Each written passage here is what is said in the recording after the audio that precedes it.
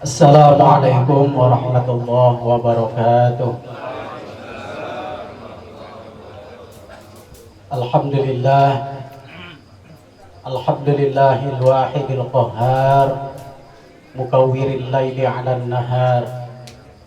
Asyhadu an la ilaha illallah wahdahu la syarika lah, al-azizul ghaffar. Wa asyhadu anna sayyidana Muhammadan 'abduhu wa rasuluhu nabiyyul mukhtar. Allahumma shalli wa sallim wa barik ala sayyidina Muhammadin wa ala alihi wa ashabihi wa azwajihi wa dzurriyyatihi ila yaumil mahsyar. Amma ba'd. Ma'asyiral muslimin, hadirin jamaah haul rahimakumullah. Bil khusus yang kami muliakan guru kami Al-Karam wal Muhtaram Bapak Dr. Rizky Haji Mista Suhanda, kita doakan semoga beliau tetap sehat walafiat. Al-Mukarram wal Muhtaram guru kami yang tadi disebut kepala suku apa saya lupa, asal jangan suku Asmas saja. Bapak Ustadz Haji Mas Duki, beliau guru saya yang mengajarkan saya. Al-Mukarram Al-Muhtaram Bapak Ki Haji Adib Soleh LC Al-Habib, Al-Mukarram Bapak Dr. Ki Haji Manfadur Rahman LCMA, banyak guru-guru yang lainnya, khusus Sahibul Bait beserta keluarga, terutama yang kami cintai Al-Mukarramah Ibu Ustazah Hajah Alawiyah. Kita doakan semoga beliau juga tetap sehat selalu. Ma'asyiral muslimin, hadirin rahimakumullah. Alhamdulillah pada malam hari ini kita masih dapat izin dari Allah dengan diberikannya kesehatan sehingga kita bisa hadir dalam acara haul ini. Salawat dan salam tidak lupa kita sampaikan kepada Nabi besar Muhammad sallallahu alaihi wasallam. Mudah-mudahan kita termasuk umatnya yang istiqomah dengan tuntunan dan ajarannya sampai akhir hayat, dan kita termasuk orang-orang yang husnul khatimah. Amin ya rabbal alamin.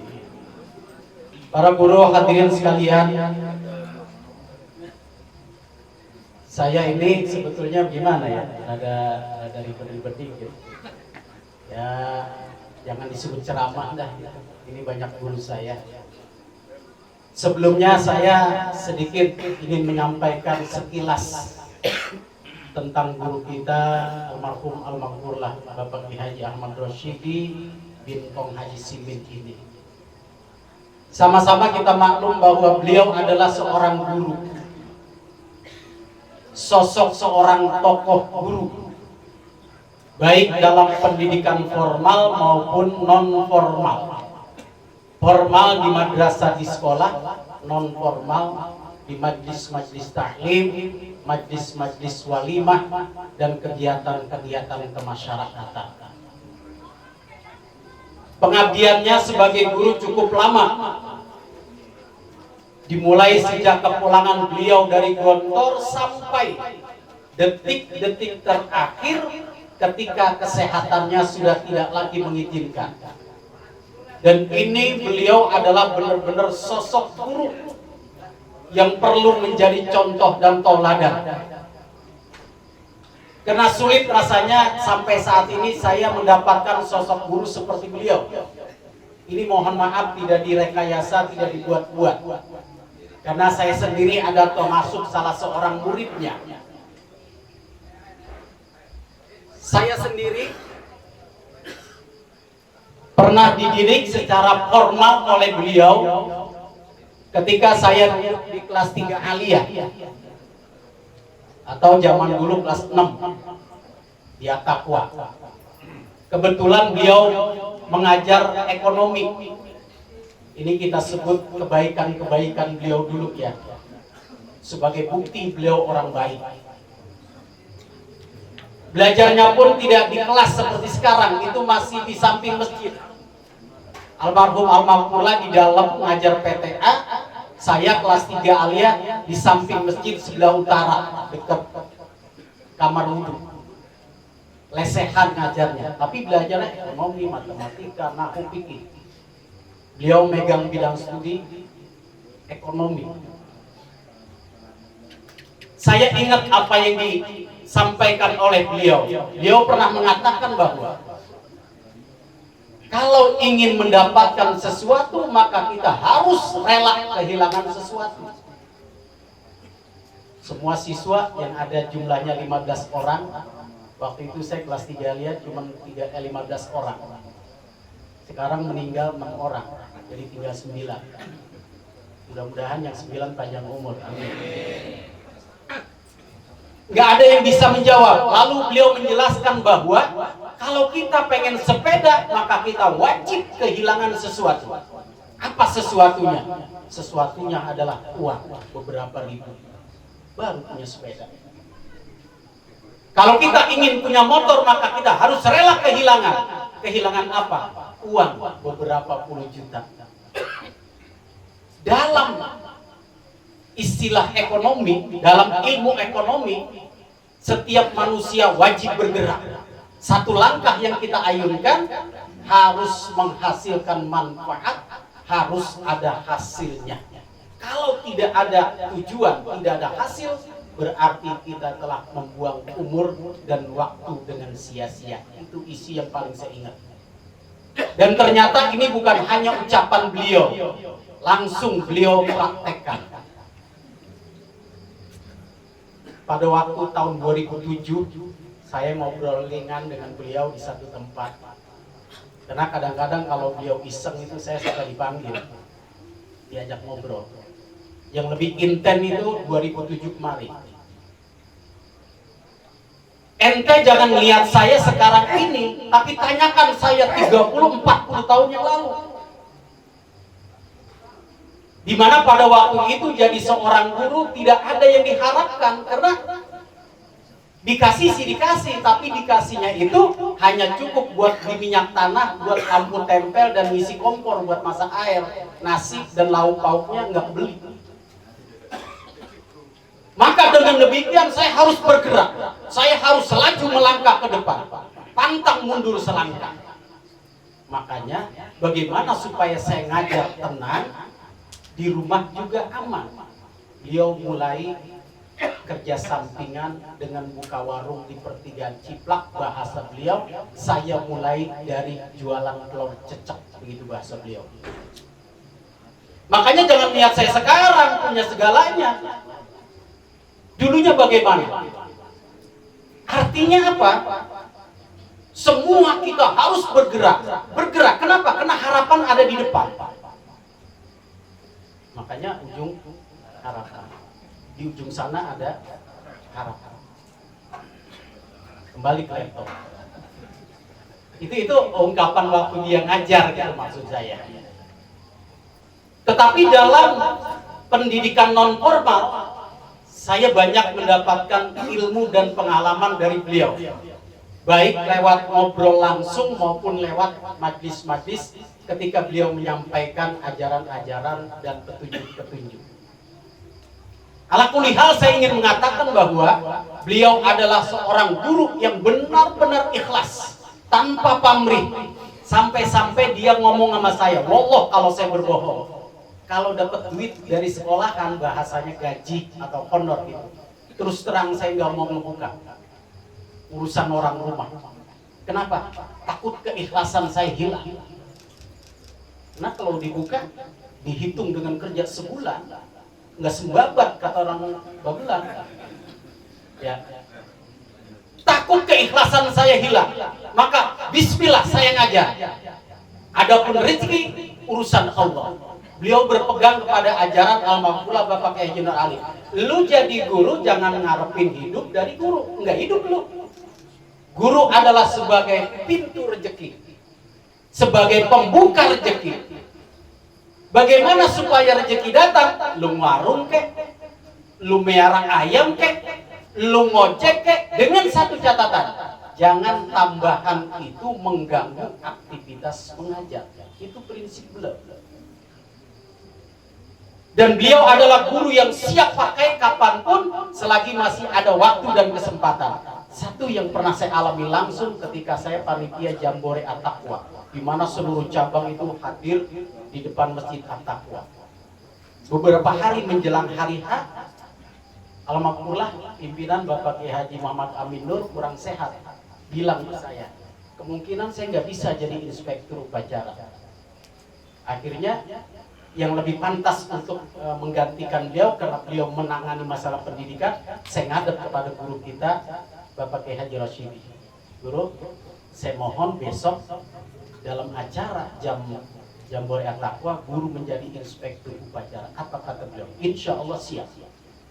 Cuman ada yang saya simpan. Harusnya saya pesan, tapi guru harus pakai pramuka. Itu yang nggak berani saya ungkapkan di hadapan beliau. Dengan jawaban beliau, insya Allah siap, saya udah bahagia. Di tengah perjalanan saya mikir, jangan-jangan nanti guru pakai baju batik, paling enggak jas mili. Tuh, suuzon saya. Pada hari H-nya ketika beliau dijemput untuk menjadi inspektur upacara, ternyata seragam pramuka lengkap dengan atribut-atributnya. Begitu saya deketin, kayaknya nih perabotannya semuanya baru. Apa artinya? Apa artinya? Demi pendidikan, demi memberikan contoh kepada guru-guru, demi memberikan pendidikan kepada murid-murid, apapun dia lakukan, yang penting beliau bisa memberikan yang terbaik untuk murid-muridnya. Otomatis kalau dilihatnya baru beli, Pak. Sampai-sampai yang muda-muda itu tersipu-sipu. Kenapa? Ada yang kagak pakai kacu, ada yang bajunya coklat, celananya hitam. Sementara beliau berpenampilan cukup memukau dengan seragam pramukanya. Belum lagi ketika beliau diminta untuk mendampingi almarhumlah Bapak Kiai Haji Non Ali. Bahasa beliau cerita sama saya, Rosidi, besok acara sono. Siap ente, nungguin dah tuh di pinggir jalan. Disamper sama Pak Kiai. Yang namanya Pak Kiai banyak kegiatannya, lelah, letih, lesu, lemah, segala macam. Di perjalanan tertidur di dalam mobil. Kata supir, bensin tinggal dikit ini bro, kita harus nyari pom bensin. Nyampe lah di pom bensin, isi penuh kata supir. Yang saya tanya, siapa yang berani bangunin Kiai Nur Ali hanya untuk minta duit buat bayar bensin? Sama aja bangunin macam tidur. Dengan sangat terpaksa kata beliau, uang yang di kantong, padahal di kantong ini uang kotak dari warung. Dibayarlah itu. Berani lagi enggak? Berani nggak bilang, Pak tadi beli? Agak kan? Secara hitungan matematika, secara hitungan ekonomi, otomatis modal warung ke bawah betul. Otomatis berkurang. Tetapi Allah punya kehendak lain. Dengan keikhlasan beliau semakin bertambah, semakin bertambah, semakin bertambah, semakin besar, bahkan bisa membesarkan anak-anaknya dan semuanya berpendidikan, dan seperti yang bisa kita lihat sekarang berkah. Jadi dia benar-benar guru, ini mah asli guru. Kapanpun kita minta, nggak ada istilah kita lagi capek banget, enggak. Yang penting sehat, ada waktu, nggak bentrokan, bismillah. Suruh ngisi apel, mau Pak. Kalau yang lain kan ada bangga, ngisi apelnya. Ya, saya belum siap kalau pagi-pagi Pak. Dia ngisi apel, jam berapa? Jam 5 dulu, siap. Udah pakai jas aja. Padahal yang namanya ngisi apel, ngisi pramuka, gak ada apa-apanya Pak.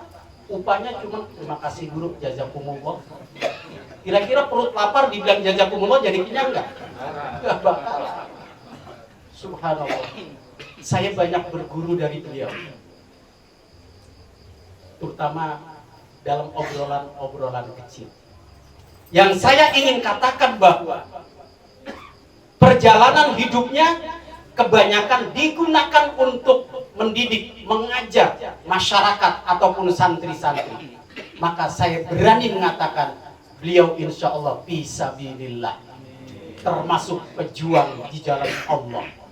Pejuang itu bukan hanya megang senjata perang, ya itu pejuang. Membela kebenaran, ya pejuang. Mempersiapkan generasi masa depan, ya pejuang. Terlebih-lebih sampai akhir hayatnya yang ada dalam otak dan pikirannya, doain saya biar bisa ngajar lagi. Dan beliau masih mau itu nongkrongin bocah ledok kelas 3 sanawiyah. Kalau hari Jumat itu 9 kelas saya kumpulin di masjid, beliau ngajar. Karena saya nggak sanggup kalau beliau harus masuk dari kelas ke kelas, dari kelas ke kelas selama 3 hari. Mendingan guru datang 1 jam tuh bocah kumpul di masjid, saya siapin sound, dia ngomong 1 jam sama dengan 9 kelas. Dan itu beliau tekuni. Maka jaminan Allah saya yakin dan seyakin-yakinnya beliau fisabilillah. Amin. Kalau sudah fisabilillah, maka beliau mempunyai bahasa ekonominya, saham pahala yang terus mengalir, baru berhenti pahala itu kalau dunia ini hancur, kalau kiamat. Rasulullah SAW bersabda, ini hadis sahih diriwayatkan oleh Abu Daud, Imam Tirmizi dan Imam Ahmad juga. Bahkan Imam Bukhari juga meriwayatkan hadis ini. Saya agak serius Pak ya, karena ini takziah. Kalau takziah nggak boleh bebodor. Banyak kadang-kadang ngomong takziah bebodor gitu. Kullu mayyitin yuhtamu ala amali illa alladhi mata murabitan fi sabilillah innama yudma lahu amaluhu ila yaumil qiyamah wa ya'manu min fitnatil qabr. Semua orang yang meninggal, siapapun dia, ketika dia sudah dicabut nyawanya oleh Allah, yuhtamu ala amali, semua amal perbuatannya dikunci, sudah tidak lagi melakukan amaliyah. Illalladzi mata murabitan fi sabilillah, kecuali orang-orang yang meninggal berada pada jalan Allah. Fa innahu yunmalahu amaluhu ila yaumil qiyamah, maka amalnya terus mengalirkan pahala dan terus berkembang, baru berhenti kalau kiamat sudah terjadi. Berarti setiap hari ngirimin pahala. Lebih dari itu, wa ya'manu min fitnatil qabr, dan dia akan selamat dari yang namanya adab kubur. Subhanallah. Bahkan dalam hadis yang lain, sab'un yajri lil abdi ajruhum min ba'di mautihi wa huwa fi qabrihi. Ada 7 perkara. Yang 7 perkara ini pahalanya terus mengalir ke dalam kuburan dan baru berhenti hari kiamat. Salah satunya adalah man 'allama ilman, siapa orang yang mengajarkan ilmu kepada orang lain. Bayangkan dari tahun berapa beliau ngajar, berapa ribu santri dan murid yang diajarkan. Misalkan saya diajarin, ajarannya saya amalin, saya dapat pahala, beliau dapat pahala. Saya ngajar lagi, dan saya bisa ngajar karena diajarin beliau. Ajaran saya diamalin sama murid, murid saya dapat pahala, saya dapat pahala, beliau dapat. Murid saya ngajar lagi. Coba, saya aja udah berapa, dari tahun 85, berarti berapa alumni yang keluar? Apalagi beliau. Maka subhanallah, insyaallah fisabilillah. Itu yang pertama. Gak usah banyak-banyak ya, saya nyampein 2 hal aja. Yang kedua, bahwa malam ini adalah haul pertama beliau. Dan saya yakin saat ini beliau sedang liatin kita nih. Lagi ngontrol siapa di antara anak cucu saya yang gak hadir. Siapa di antara keluarga saya nggak hadir? Siapa di antara murid-murid saya yang diundang tapi nggak hadir? Beliau tahu secara detail. Kenapa saya bisa mengatakan seperti itu? Ada dalilnya Pak. Apa dalilnya? Dari Abi Hurairah. Rasulullah bersabda, "Idza matal mu'min," apabila seorang yang beriman mati, ini orang yang beriman Pak, belum lagi fisabilillah. Ini secara umum orang yang mati dalam keadaan beriman. Darat ruhuhu haula darihi syahran. Ketika kematiannya sudah mencapai 1 bulan, maka ruhnya itu akan datang ke rumahnya, mengelilingi sekitar rumahnya dan mengamati seisi rumahnya. Fayanzuru ila ma khalquhu min malihi kaifa yuqsam wa kaifa yuaddi dainuhu. Dia perhatikan secara detail dari sudut ke sudut, tetapi tertuju pada harta yang beliau tinggalkan. Bagaimana tuh anaknya membagi-bagi harta? Apakah digunakan untuk kebaikan? Apakah ada yang rada serakah, nyogro duluan? Apakah ada yang mengalah, nerima apa adanya? Yang kedua, kalau ada hutangnya, apakah hutang saya sudah dibayarkan dari harta peninggalan saya atau tidak? Disinilah si anak bisa dikatakan anak itu berbakti, anak itu durhaka. Maka dari beberapa dalil yang saya temukan, saya lebih cenderung kalau emak bapak masih hidup, kita takzim, kita hormat, kita cium tangan, apapun yang diminta, apa disuruh kita lakuin, saya yakin itu hanya rasa takut, rasa malu kalau nggak diladenin. Tetapi anak yang berbakti sesungguhnya lihat kalau emak bapaknya udah mati. Kira-kira main cakaran maka tuh? Ada yang rongkah nggak kira-kira? Gitu guru, rongkah ngerti ya? Kalau zaman dulu mah ngerti. Iya. Kalau memang dia rongkah, itulah tanda anak yang durhaka. Tapi kalau dia membaginya secara adil, secara rata, sama-sama ikhlas, itulah tanda anak yang berbakti. Dan ketika ada janji-janji dan hutang, sebelum dibagi-bagi dia tutupin semua hutangnya, maka betapa ridhonya orang tua terhadap anak yang ditinggal itu. Maka ketika orang tua itu merasa ridho Allah fi ridho, maka secara otomatis Allah meridhoi. Tapi kalau ternyata anaknya tidak bisa menjaga harta kekayaannya, bahkan bagiannya dijadikan untuk main yang tidak ada manfaatnya, bahkan untuk kemaksiatan, maka betapa kecewa, betapa sakit hati orang tua ketika baru sebulan dia udah melihat anaknya udah ada yang kagak benar. Maka orang tuanya akan murka. Wasuqtullah fi suqtil walidain. Kalau orang tua murka, maka Allah ikut murka. Tidak ada yang paling berharga dunia dan akhirat kecuali ridho Allah.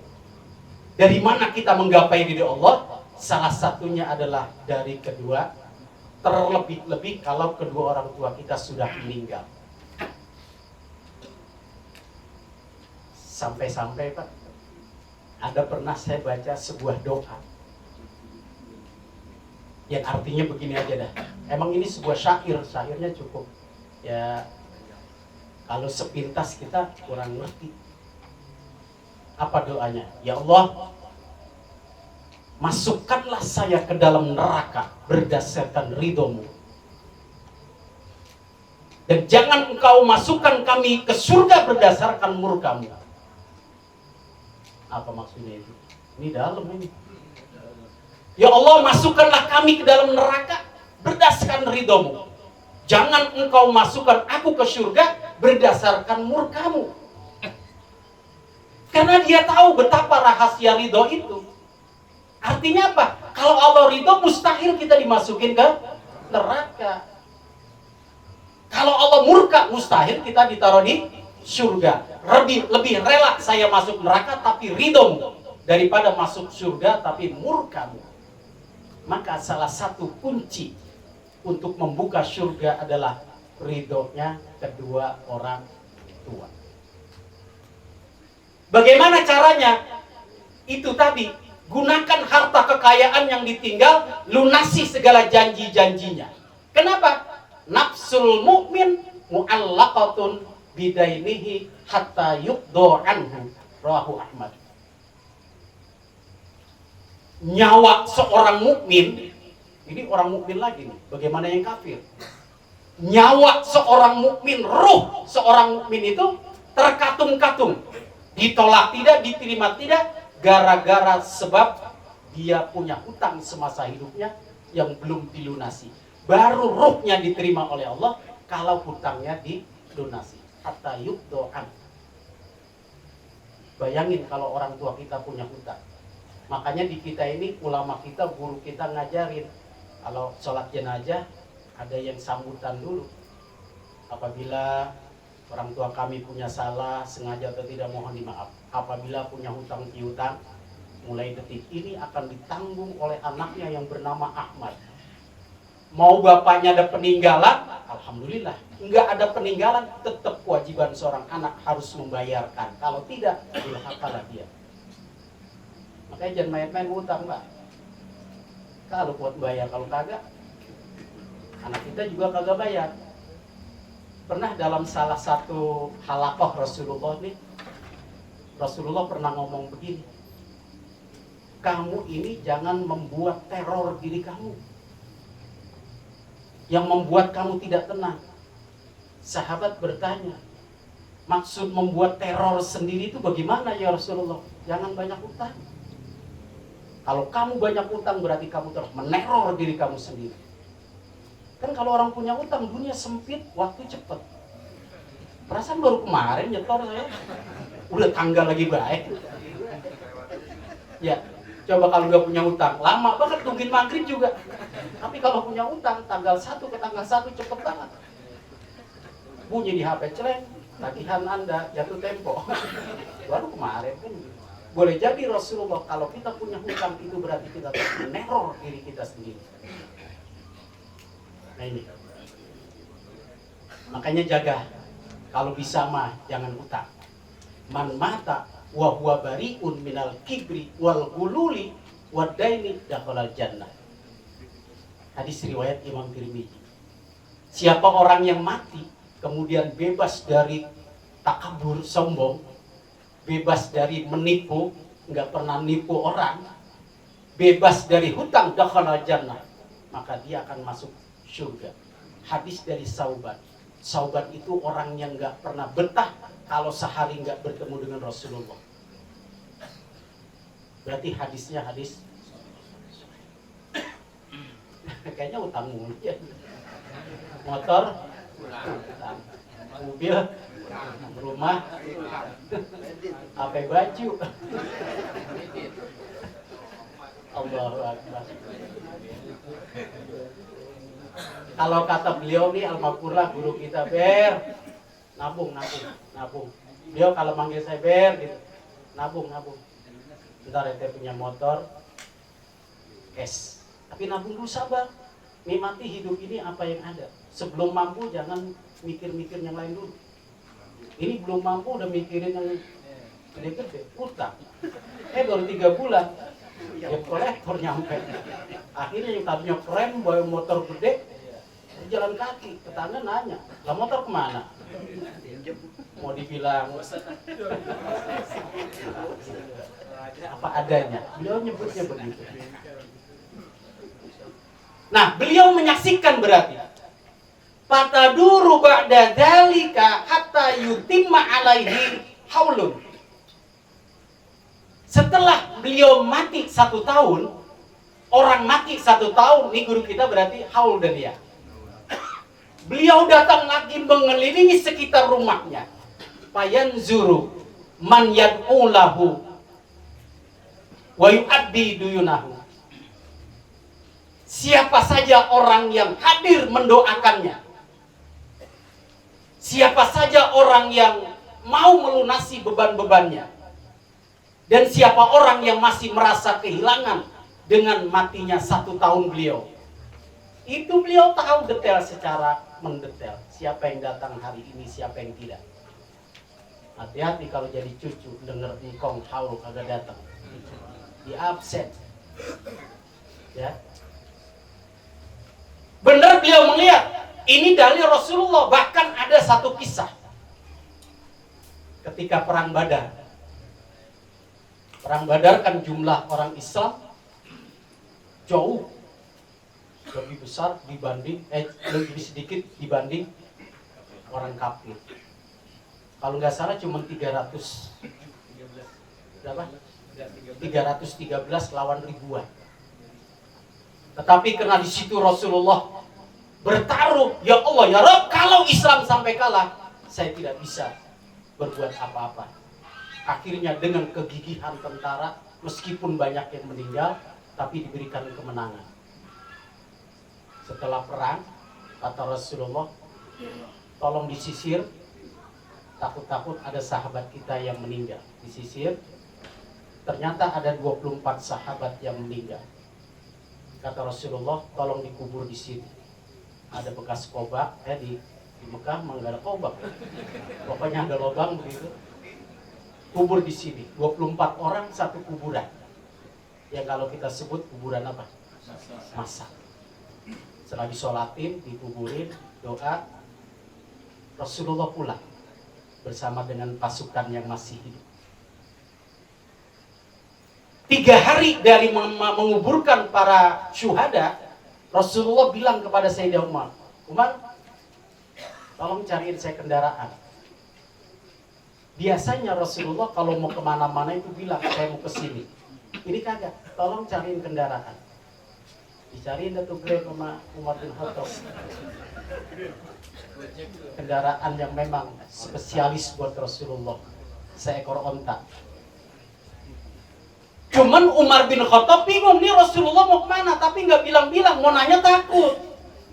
Kan orang dulu mah sama guru, sama kiai hormat-hormat, takzim. Nanya aja kagak berani dangak. Nanyanya pun kagak ada yang berani. Kalau sekarang mah guru kiai diludahin. Kenapa? Takzimnya. Tapi begitu Rasulullah berangkat, Umar bin Khattab khawatir. Dia bilang kepada sahabatnya yaitu Abu Bakar As-Siddiq, Abu Bakar, kenapa? Rasulullah mau berangkat, masa kita biarin begitu aja? Ntar kalau ada apa-apa, kan suasana lagi genting ini. Akhirnya Abu Bakar dan Umar ngawal dari jauh. Ternyata begitu sampai di tempat yang nguburin 24 orang, beliau berhenti di situ. Turun dari onta, langsung mengucap Assalamualaikum ya ahlal kubur, dan seterusnya. Di situ Rasulullah ngomong, wahai Fulan bin Fulan, Fulan bin Fulan, Fulan bin Fulan, hafal 24 syuhada itu. Sekarang Anda sudah berada di alam barzah. Saya ingin bertanya kepada kalian, saya aja yang masih hidup bahwa janji Allah benar adanya, dan saya yang masih hidup sudah merasakan janji Allah itu ada dan pasti. Bagaimana Anda yang sudah di alam barzah? Apakah janji Allah benar terhadap orang-orang yang berada di jalan kebaikan? Baru ngomong begitu, Umar bin Khattab nyerotok, ngerti nyerotok? Nyerobot menghadap pada Rasulullah. Kelihatan Umar bin Khattab kalau mau marah, karena beliau nggak mau ada hal-hal yang merusak keimanan. Ya Rasulullah, mereka sudah meninggal 3 hari yang lalu. Jangan-jangan jasadnya pun sudah tidak utuh. Kenapa Anda berbicara dengan mereka yang sudah berada di alam barzah? Dan itu sebuah kemustahilan. Apakah Anda stres karena kehilangan banyak sahabat? Apa kata Rasulullah? Jangan marah-marah mulu tuh. Diam, mau diam. Jangan emosi. Kata anak sekarang, ngegas dah, ngegas. Jawab Rasulullah, wahai Umar, mereka sudah berada di alam barzah, tetapi mereka dengar ucapan salam kita, mereka dengar doa-doa kita, dan mereka tahu persis siapa yang datang di lingkungan kuburan mereka. Bahkan mereka lebih mendengar daripada pendengaran kita, karena beliau sudah berada di alam arwah yang jangkauannya jauh lebih tinggi, jauh lebih cepat dibanding orang yang masih hidup. Itu dalil yang bahwa saya bersaksi beliau sekarang ini lagi ngeliatin. Untung datang kita ini.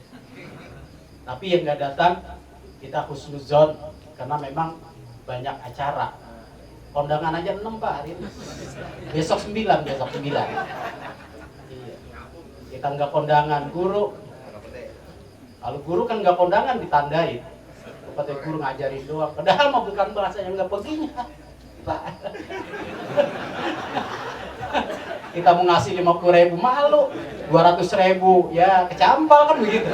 Ngerti apa kalau mau guru mah? Kan saya bilangin tadi, kenapa almarhum nggak mau buka amplop? Takut keikhlasannya kurang. Paham? Iya. Makanya mudah-mudahan yang tadi Sohibul Bait mengatakan kita ini adalah anak-anak soleh beliau. Amin ya robbal.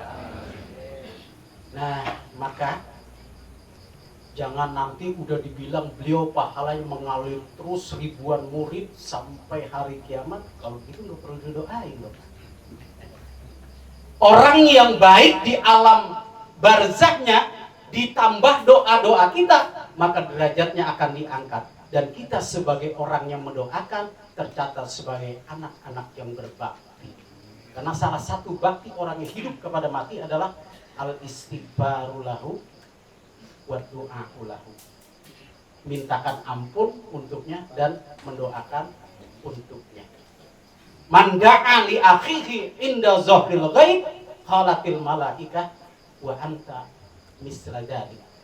Siapa orang yang mendoakan orang yang sudah enggak ada, maka malaikat berkata, ente pun dapat pahala seperti yang didapat oleh almarhum yang didoain. Misalkan begini, kita doa tadi amin, dari kita pahalanya 1000 ke almarhum. Almarhum dapat 1000, kita juga dapat 1000. Karena doa juga ibadah. Jadi jadi ngolok-ngolokin ongkos baik, tenaga pikiran, kan dia udah dijamin fisabilillah. Ya ini kurang ngaji kalau orang yang ngomong begitu. Karena kita juga perlu apa? Perlu dapat pahala dengan mendoakan orang-orang yang sudah terlebih dahulu. Ala kulli hal, maka selagi masih kita mampu mengangkat tangan doa untuk keluarga kita yang telah meninggal dunia, lakukan itu sebanyak mungkin. Kenapa? Siapapun yang meninggal, jangankan orang yang nasibnya di alam barzakh kagak enak, seandainya kuburnya raudhah min riyadil jannah, maka setiap detik dia selalu mengharapkan mana anak saya doanya, mana anak cucu saya, mana teman-teman saya. Tidak peduli dia waliullah, dia kiai, apalagi yang lagi diinjak-injak di kuburan. Lebih menjerit lagi, mana keluarga saya yang dulu saya sayang, mana istri saya yang dulu saya manja, ternyata segini aja. Tidak ada sepotong doa pun yang mereka kirimkan. Nah, bagaimana kalau begitu? Saya pernah tamsil, dulu kan saya sama Almarhumah ini pernah jadi panitia itikaf. Beliau ketuanya, saya sekretarisnya. Ketika sekitar jam 5 dah habis sholat asar, saya keliling sama beliau. Akhirnya beliau, saya pulang dulu Ber ya. Iya, nanti saya standby di sini sampai buka. Begitu saya keliling ke depan, ada aki-aki lagi ngadep ngetak yang dia di tiang masjid. Kong, kenapa kong? Yang lain lagi pada tadarus, ini kong lagi di depan aja. Ada yang perlu dibantu? Mungkin kong pengen beli sesuatu, buahan, makanan atau minuman, ngucap aja sama saya. Ntar saya yang bantu. Bukan itu guru. Duit mah terus terang aja ada di rokok kantongnya, ada 400.000 di baju koko tuh aki-aki. Belum mau di tas guru, banyak di saya. Nah itu ngapa lagi melongo baik? Bayangin guru udah 3 hari, anak kek cucu kek kagak ada yang nongol pisan. Udah 3 hari katanya. Udah 3 hari bapak lagi di itikaf di masjid, belum ada yang nongol pisan. Ada anak lewat, itu kali cucu saya. Ada orang lewat, itu kali anak saya. Bukan. Padahal di masjid ketika itikaf temennya ratusan dan orang-orang soleh, kiai ustad, makan asal tinggal mangap. Kenapa? Dari panitia lain, dari teman-teman banyak. Mangap doang nggak begini nih, penuh mulut. Meskipun kita nggak dibawain sama keluarga, tetapi dia masih merasa gelisah. Mana anak, mana cucu, udah 3 hari kagak nongol. Entar katanya kalau nongol gua maki-maki. Jangan kok, lagi pikap, lagi emosi. Apa yang saya maksud? Di masjid Permadani yang nemenin kiai ustad, makan tinggal nyomot, minum tinggal nyeropot. Tetap yang diharapkan mana anak, mana cucu. Itu di dunia baru 3 hari. Bagaimana di alam kubur dengan situasi yang segitu adanya. Makanya dalam satu nas dinyatakan apabila ada anak dalam 24 jam sehari semalam tidak mengirimkan doa kepada orang tuanya, baik orang tuanya masih hidup apalagi udah mati, maka keberkahan buat hari besok dicabut sama Allah. Nih malam minggu sampai hari minggu ketemu malam Senin kagak doain, berarti untuk hari Senin keberkahan kita dicabut.